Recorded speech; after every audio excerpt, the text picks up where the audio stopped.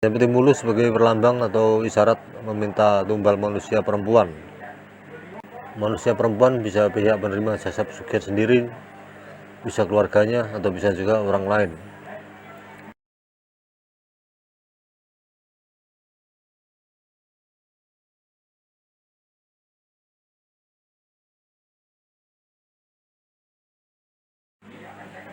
Assalamualaikum warahmatullahi wabarakatuh. Salam damai sejahtera buat semua makhluk, baik di dunia nyata maupun di dunia gaib. Pada kesempatan kali ini ingin mengulas dan mengupas tentang hakikat sesaji. Tapi sebelumnya saya mohon maaf apabila ada hal-hal yang kurang pantas atau salah tutur kata dalam penyampaian, harap dimaklumi. Karena masalah sesaji adalah masalah yang universal dan di sini akan dibahas dalam kerangka umum atau garis besarnya yang banyak digunakan dalam masyarakat Indonesia dan di Pulau Jawa khususnya. Walaupun sebenarnya sesaji bukan hanya ada di Indonesia atau di Pulau Jawa, di negara-negara lain juga ada istilah sesaji, hanya saja nama dan bentuknya berbeda menyesuaikan adat budaya masing-masing daerah atau masing-masing negara.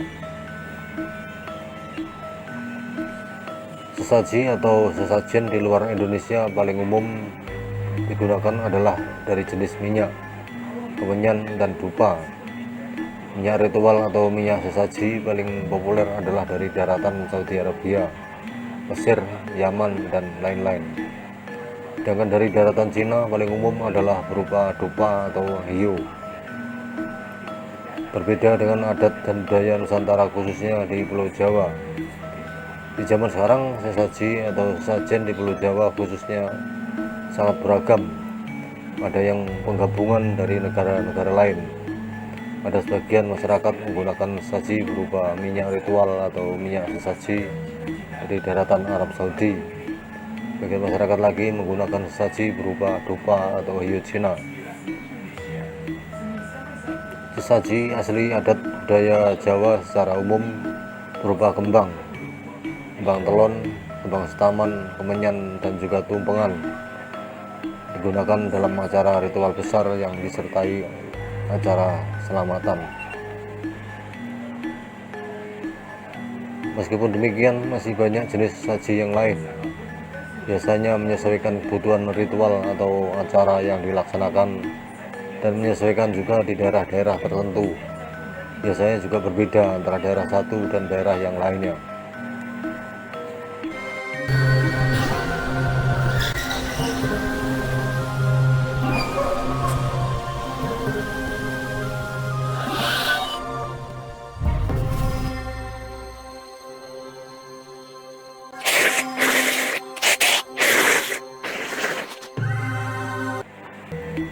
Sesaji secara garis besarnya dibagi menjadi 3 kategori berdasarkan tujuannya. Yang pertama yaitu sesaji atau sajen untuk penghormatan, dan kedua sesaji atau sajen untuk sedekah, dan ketiga sesaji atau sajen untuk persembahan. Penjelasannya sebagai berikut. Pertama, sesaji atau sajen untuk penghormatan secara umum berupa dupa, kemenyan, bunga atau kembang telon atau kembang setaman.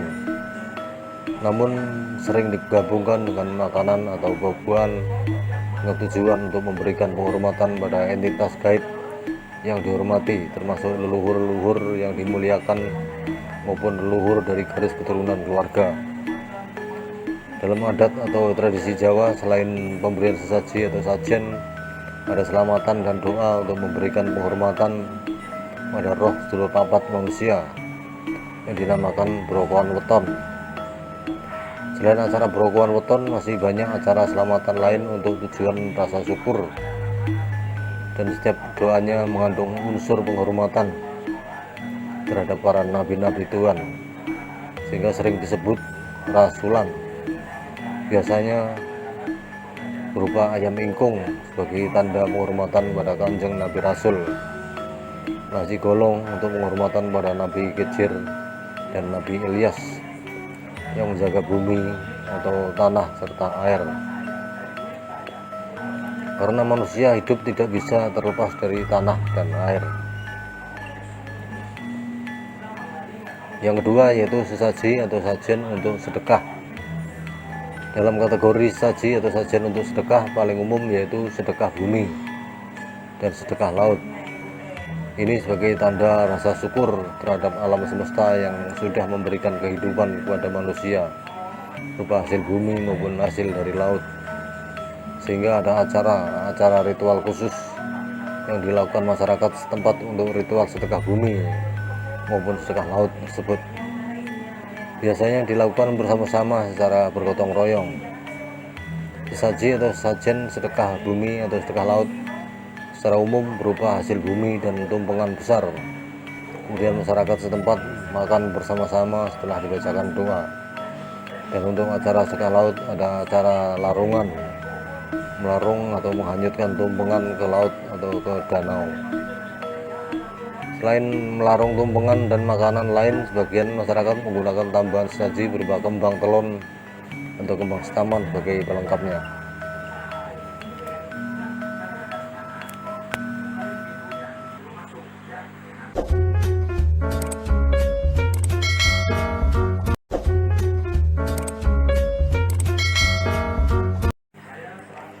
Yang ketiga yaitu sesaji atau sajen untuk persembahan. Sesaji atau sajen untuk persembahan secara umum dilakukan untuk acara ritual khusus. Saji atau sajen biasanya juga khusus karena saji yang harus disediakan harus mengikuti petunjuk dari makhluk gaibnya. Jadi bahan sesaji atau burampe harus mengikuti atas permintaan makhluk gaibnya. Dan dalam hal sesaji jenis ini, jenis sesaji persembahan musyrik atau tidaknya silahkan dijawab sendiri sesuai penilaian dari hati nurani masing-masing. Saya pribadi tidak bisa menilai musyrik atau tidaknya karena saya bukanlah ahli agama.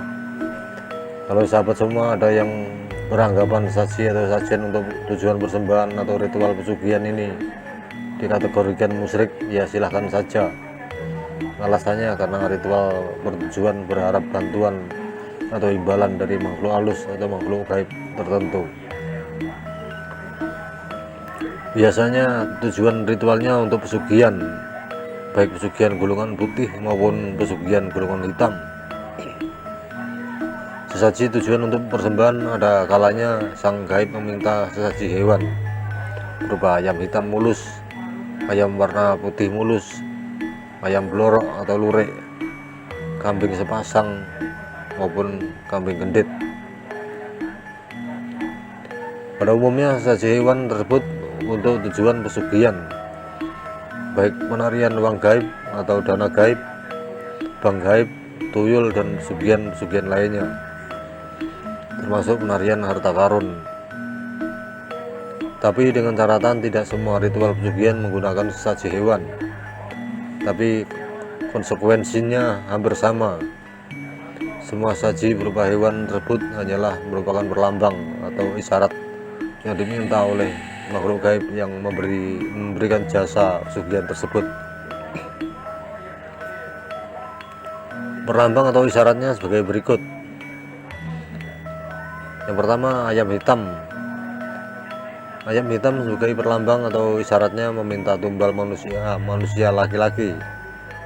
Manusia laki-laki yang dimaksudkan bisa pihak penerima jasa pesugihan sendiri, bisa keluarganya, orang tuanya, atau bisa juga orang lain.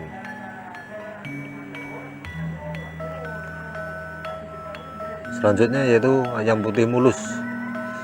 Ayam putih mulus sebagai perlambang atau isyarat meminta tumbal manusia perempuan. Manusia perempuan bisa pihak penerima jasa pesugihan sendiri, bisa keluarganya, atau bisa juga orang lain.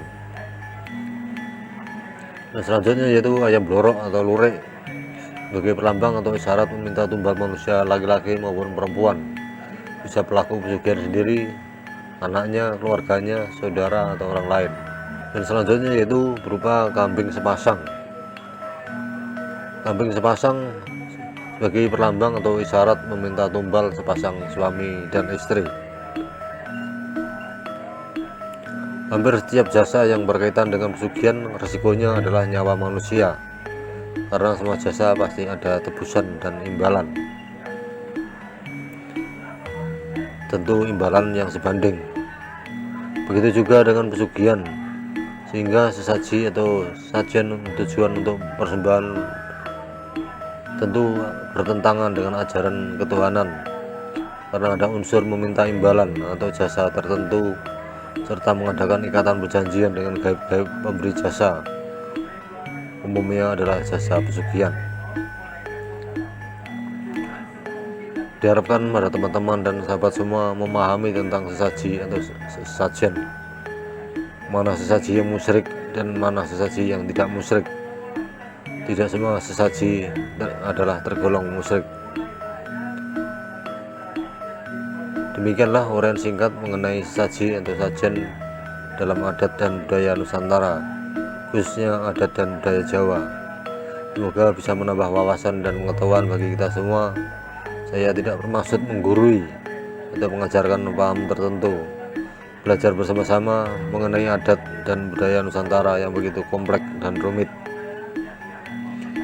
Dengan pengetahuan agama saja tidak cukup untuk menilai dan mengungkap tentang budaya Nusantara yang sangat luas dan beragam. Terima kasih dan saya ucapkan salam budaya Nusantara. Rahayu, rahayu, rahayu Sagung Dumadi.